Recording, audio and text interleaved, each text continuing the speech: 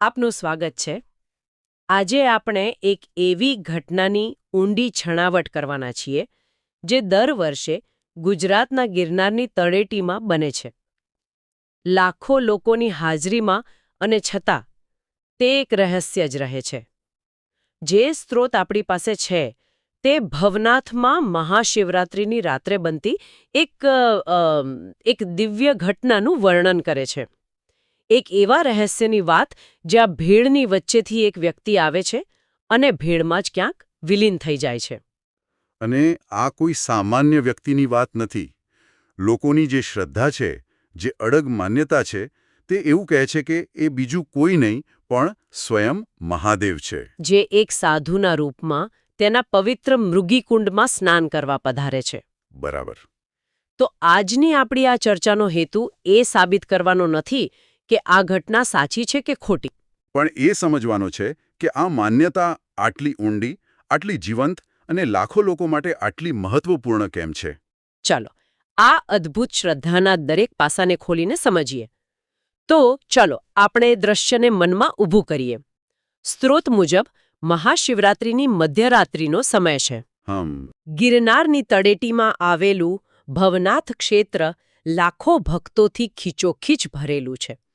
ચારે બાજુ માત્ર હર હર મહાદેવ અને ઓમ નમઃ શિવાયનો નાદ ગુંજી રહ્યો છે.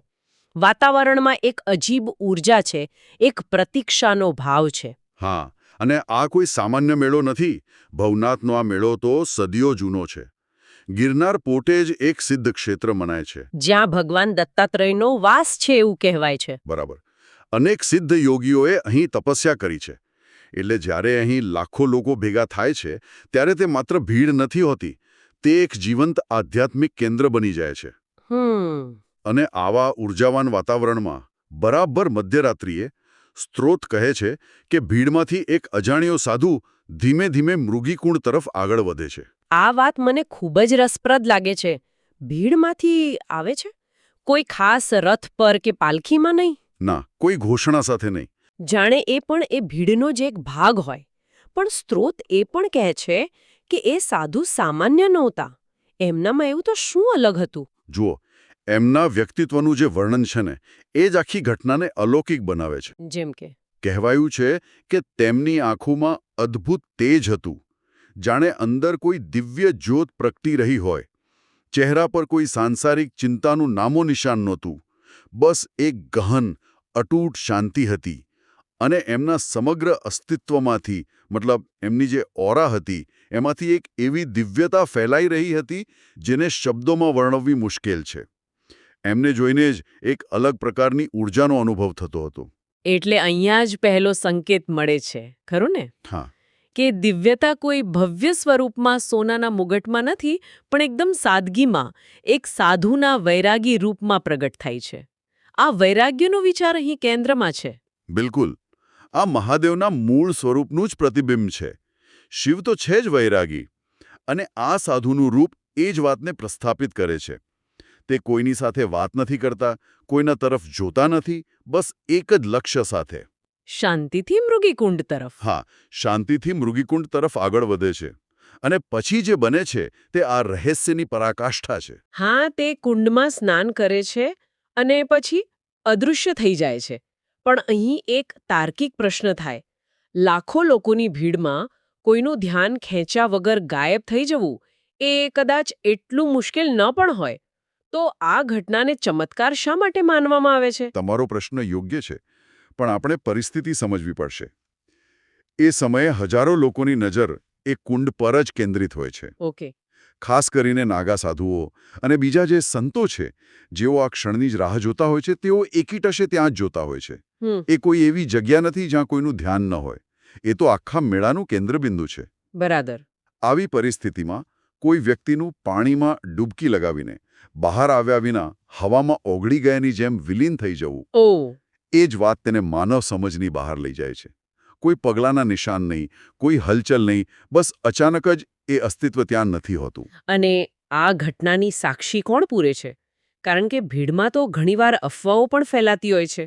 માં સ્પષ્ટ ઉલ્લેખ છે કે વર્ષોથી, પેઢીઓથી અનેક સિદ્ધ સંતો અને ખાસ કરીને નાગા સાધુઓએ આ અનુભવની પુષ્ટિ કરી છે. ઓ નાગા સાધુઓ પોતે? હા, તેમનું કહેવું છે કે આ કોઈ માયાજાળ નથી, આ કોઈ ભ્રમ નથી, આ સાક્ષાત શિવલીલા છે. તમે નાગા સાધુઓનો ઉલ્લેખ કર્યો, તેમનું આ ઘટનામાં શું મહત્વ છે? મતલબ, તેમનું સાક્ષી હોવું એ વાતને આટલું વજન કેમ આપે છે? જુઓ, આપણે એ સમજવું પડે કે નાગા સાધુઓ કોઈ સામાન્ય સાક્ષી નથી. હમ તેઓ શૈવ પરંપરાના સૌથી કઠોર અને વિરક્ત સાધકો છે. તેઓ સમાજ, સંપત્તિ, પરિવાર, બધી જ સાંસારિક વસ્તુઓનો ત્યાગ કરીને હિમાલયની ગુફાઓમાં કે અખાડાઓમાં કઠોર તપસ્યા કરતા હોય છે. તેઓ ભ્રમ અને સત્ય વચ્ચેનો ભેદ સારી રીતે જાણે છે. બરાબર. જો આવા અત્યંત ત્યાગી અને તપસ્વી સાધુઓ, જેઓ કોઈ લૌકિક ઘટનાથી સરળતાથી પ્રભાવિત નથી થતા, તેઓ સર્વાનુમતે કહે કે આ સ્વયં મહાદેવ છે, તો સામાન્ય ભક્ત માટે તે લગભગ અંતિમ પ્રમાણપત્ર જેવું બની જાય છે. એટલે એમની વાત પર શંકા કરવી એ પરંપરામાં લગભગ અશક્ય છે. લગભગ અશક્ય છે. આ તો થઈ ઘટના અને તેના સાક્ષીઓની વાત. પણ મને એ જાણવામાં વધુ રસ છે કે આ ઘટના પછી ત્યાં શું બદલાવ આવે છે, એની અસર શું થાય છે. કારણ કે જો આટલી મોટી દિવ્ય ઘટના બને તો એની કોઈક ઊંડી અસર તો થવી જ જોઈએ ને. ચોક્કસ. અને એ અસર ખૂબ જ સૂક્ષ્મ છતાં ગહન હોય છે. સ્રોત મુજબ સવાર પડતા જ ભક્તો મુખ્યત્વે 3 મોટા ફેરફારો અનુભવે છે. કયા 3? પહેલો ફેરફાર ભૌતિક સ્તરે છે. મૃગીકુંડનું પાણી. જે પાણીમાં લાખો લોકોએ સ્નાન કર્યું હોય, તે સામાન્ય રીતે મેલું થઈ જવું જોઈએ. હા, સ્વાભાવિક છે. પણ અહીં ઉલટું થાય છે. સવારે એ પાણી અચાનક વધુ નિર્મળ, વધુ પવિત્ર અને તેજસ્વી લાગે છે. આ પાણીનું શુદ્ધ થવું એની પાછળનો આધ્યાત્મિક અર્થ શું હોઈ શકે? શ્રદ્ધાની દૃષ્ટિએ એવું મનાય છે કે જ્યારે કોઈ દિવ્ય તત્વનો સ્પર્શ થાય, ત્યારે તે વસ્તુની ભૌતિક અને સૂક્ષ્મ ઊર્જા બદલાઈ જાય છે. તે એક પ્રકારે ચાર્જ થઈ જાય છે. એ પાણી પછી માત્ર પાણી નથી રહેતું. તે તીર્થ બની જાય છે, પ્રસાદ બની જાય છે. એટલે એવું માનવામાં આવે છે કે મહાદેવના સ્નાનથી એ કુંડના પાણીમાં રોગ મટાડવાની અને પાપ ધોવાની શક્તિ આવી જાય છે. બરાબર. આ તો થયો પહેલો ભૌતિક ફેરફાર. બીજા કયા અનુભવો થાય છે? બીજો ફેરફાર વાતાવરણમાં અનુભવાય છે. મેળાનો શોરબકોર અને ઉત્સાહ ધીમે ધીમે એક ગહન શાંતિમાં પરિવર્તિત થઈ જાય છે. સમગ્ર વિસ્તારમાં એક અવિરત શાંતિ અને વૈરાગ્યનો અનુભવ થાય છે. જ્યારે આપણે વૈરાગ્ય કહીએ છીએ ત્યારે સામાન્ય ભક્ત માટે એનો અર્થ શું થાય? શું એનો અર્થ એ છે કે ક્ષણભર માટે તેમને દુનિયાની ચિંતાઓ, નોકરી ધંધાની ઉપાધિઓ એ બધું ભૂલાઈ જાય છે? બરાબર એ જ. વૈરાગ્યનો અર્થ સંસાર છોડી દેવો એવો નથી, પણ એક ક્ષણ માટે મન સાંસારિક મોહમાયાથી ઉપર ઉઠી જાય છે. વ્યક્તિને એક પ્રકારની અનાસક્તિનો અનુભવ થાય છે. જે ચિંતાઓ ગઈકાલે પહાડ જેવી લાગતી હતી, તે આજે રજકણ જેવી તુચ્છ લાગે છે. આ તો ખૂબ જ શક્તિશાળી માનસિક અનુભવ કહેવાય. હા, જે મનને સ્થિર અને શાંત કરી દે છે. પાણી અને વાતાવરણમાં ફેરફાર તો સમજ્યા, પણ મને સૌથી વધુ આશ્ચર્ય વાતનું થયું કે સ્ત્રોત મુજબ લોકોના મન પર તેની સીધી અસર થાય છે. આ કેવી રીતે શક્ય બને? આ ત્રીજો અને સૌથી મહત્વપૂર્ણ ફેરફાર છે, જે આંતરિક સ્તરે થાય છે. ભક્તો અનુભવે છે કે તેમનું મન કોઈ પણ પ્રકારના પ્રયત્ન વગર આપોઆપ જ ભક્તિમાં અને ધ્યાનમાં લીન થઈ જાય છે. ઓહ, વાહ! જે મન સામાન્ય રીતે હજારો વિચારોમાં ભટકતું રહે છે, તે અચાનક શાંત અને એકાગ્ર બની જાય છે. જાપ કરવા માટે મનને મજબૂર નથી કરવું પડતું, તે સહજ રીતે થવા લાગે છે. આને દિવ્ય કૃપાનો અનુભવ કહેવાય છે.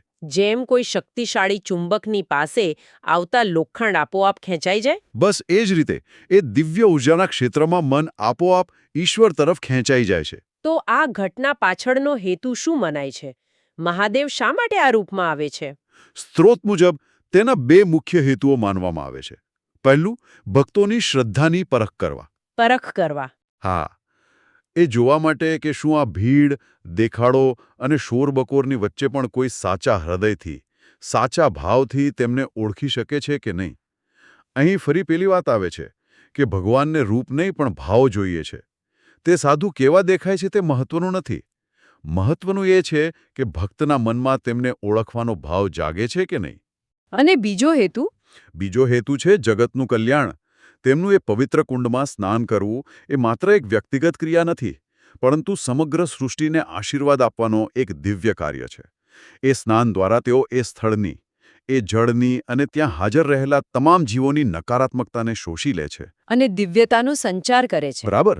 અને આ જ દૃઢ વિશ્વાસ છે જે લાખો ભક્તોને દર વર્ષે બધી તકલીફો વેઠીને પણ ભવનાથ તરફ ખેંચી લાવે છે. એટલે જ આ માત્ર એક જૂની પૌરાણિક વાર્તા બનીને નથી રહી ગઈ, પણ એક જીવંત પરંપરા છે. દર વર્ષે લોકો એ જ આશા અને શ્રદ્ધા સાથે ત્યાં જાય છે. તેઓ આખી રાત જાગરણ કરે છે અને પેલા દિવ્ય સાધુના આગમનની રાહ જુએ છે. દરેક વ્યક્તિ એવી આશા રાખે છે કે કદાચ તેમને એ દિવ્ય લીલાના સાક્ષી બનવાનો અવસર મળી જાય. હા, અને આ સમગ્ર કથાના તાત્પર્યને જો આપણે સમજીએ તો તે આપણને જીવન જીવવાના કેટલાક ગહન સિદ્ધાંતો શીખવે છે. બિલકુલ. જેમ કે આપણે પહેલા વાત કરી, પહેલી શીખ છે કે સાચી આધ્યાત્મિકતા બાહ્ય ઠાઠમાઠમાં નહીં, પણ આંતરિક ત્યાગ અને સાદગીમાં છે. શિવનું સાધુ સ્વરૂપ એ જ વૈરાગ્યનું પ્રતીક છે. અને બીજો મુદ્દો, જે આપણે ચર્ચ્યો, કે ભાવનું મહત્વ રૂપ કરતાં વધારે છે. જો હૃદયમાં સાચી શ્રદ્ધા હોય તો દેખાવ કે બાહ્ય આડંબર ગૌણ બની જાય છે. શિવે ભાવના ભૂખ્યા છે. બરાબર. અને અંતે મને સૌથી મહત્વપૂર્ણ શીખ, જે આ સમગ્ર કથાનો નિચોડ છે અને જે આધુનિક સમયમાં પણ એટલી જ પ્રસ્તુત છે, એ શું છે? એ છે કે શ્રદ્ધામાં અપાર શક્તિ છે. આ કથા કહે છે કે જે સાચા હૃદયથી, અડગ વિશ્વાસથી તેમને પુકારે છે, તેમના માટે શિવ આજે પણ આવે છે. ભગવાન માત્ર મંદિરોની મૂર્તિઓમાં કે શાસ્ત્રોના પાનાઓમાં કેદ નથી. જો તમારી પુકાર સાચી હોય તો તે ગમે તે સ્વરૂપે પ્રગટ થઈ શકે છે. હા, કદાચ કોઈ સાધુના રૂપમાં, કદાચ કોઈ મદદગાર વ્યક્તિના રૂપમાં તમારી સમક્ષ પ્રગટ થઈ શકે છે. આ એક આશા અને વિશ્વાસનો શાશ્વત સંદેશ છે. તો ભવનાથના મૃગીકુંડની આ ગાથા એક રહસ્યમય સાધુની વાતથી શરૂ થઈને શ્રદ્ધા, વૈરાગ્ય અને ભક્તિના ગહન સિદ્ધાંતો સુધી આપણને લઈ જાય છે. તે ખૂબ જ સુંદર રીતે દર્શાવે છે કે કેવી રીતે એક માન્યતા પેઢીઓ સુધી, લાખો લોકો માટે એક જીવંત, સામૂહિક અને પ્રત્યક્ષ અનુભવ બની શકે છે. હા, તે માત્ર એક વાર્તા નથી, પણ એક વાર્ષિક ઉત્સવ છે, એક જીવંત ચમત્કારની પ્રતીક્ષા છે. બરાબર. અને આ સમગ્ર ચર્ચા આપણા સૌ માટે એક વિચારવા જેવો પ્રશ્ન મૂકી જાય છે. શું શ્રદ્ધા એ માત્ર કોઈ અલૌકિક ઘટનામાં કે ચમત્કારમાં વિશ્વાસ કરવો છે? કે પછી એ આપણી આસપાસ રહેલી દિવ્યતાને સામાન્યમાં પણ ઓળખવાની દૃષ્ટિ કેળવવી છે? કદાચ ભવનાથમાં આવતો એ સાધુ એ જ શીખવવા માગે છે કે ઈશ્વર સૌથી સાધારણ રૂપમાં પણ આપણી વચ્ચે હાજર હોઈ શકે છે. બસ તેને ઓળખવા માટે શુદ્ધ હૃદય અને અડગ શ્રદ્ધાની જરૂર છે.